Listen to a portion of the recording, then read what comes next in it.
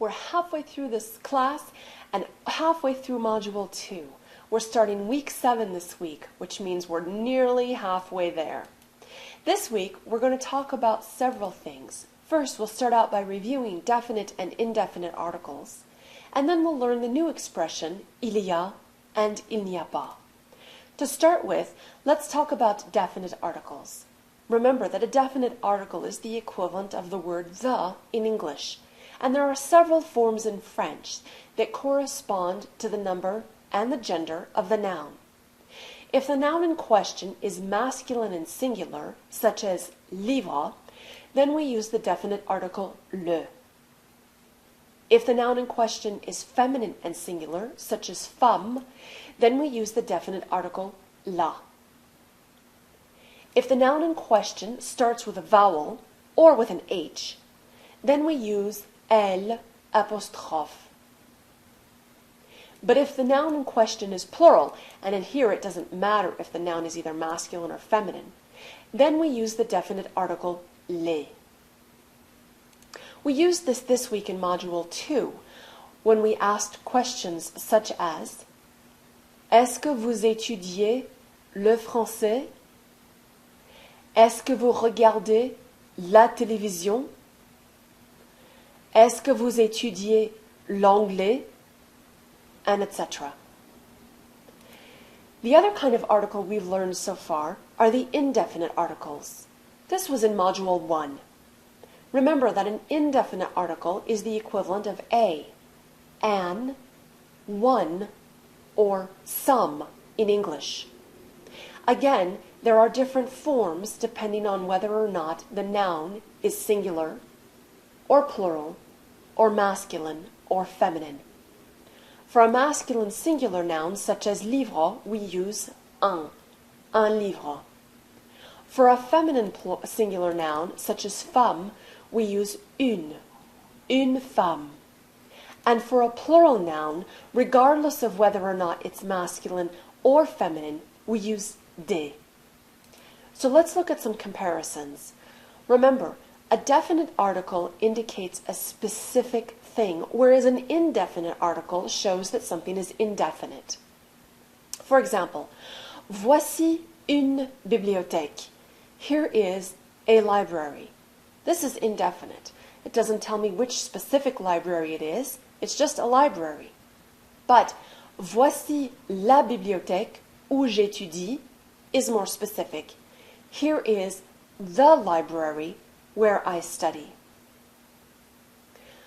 Voici un étudiant is an indefinite sentence. Here's a student. Could be any person. Whereas voici l'étudiant qui est dans la classe de français avec moi is specific. Here is the student who's in French with me. Moving on to the expression il y a. The expression il y a is used to express the existence of people and objects. Quite simply, this is the equivalent of saying there is or there are in English. The difference between these in English and in French is that in English we change the verb there is versus there are, whereas in French we just leave it alone. We always use an indefinite article with this expression.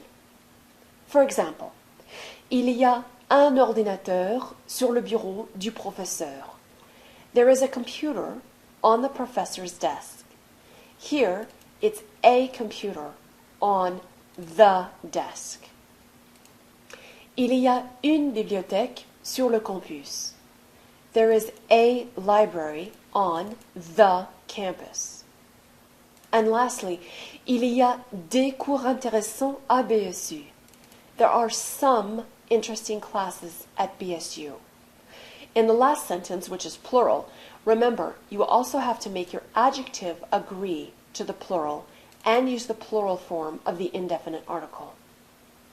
Now, when you change this to the negative and you say that there is not a computer or a library or interesting classes, we need to change the indefinite article from un, une, or des to de, de, or D apostrophe. We do the same thing in English. For example, il n'y a pas d'ordinateur sur le bureau du professeur. There is not a computer, or there aren't any computers on the professor's desk. Il n'y a pas de bibliothèque sur le campus. There aren't any libraries on the campus. Il n'y a pas de cours intéressants à BSU. There aren't any interesting classes at BSU. Notice that I put the ne and the pas around two words, I and a, in every case. Afterwards, I'm always going to use either D apostrophe if my word starts with a vowel, or DE. It does not matter if the word is plural or singular. You just use these two choices. We'll be practicing this in lab this week. This is the end of our short presentation. Thanks. See you in class.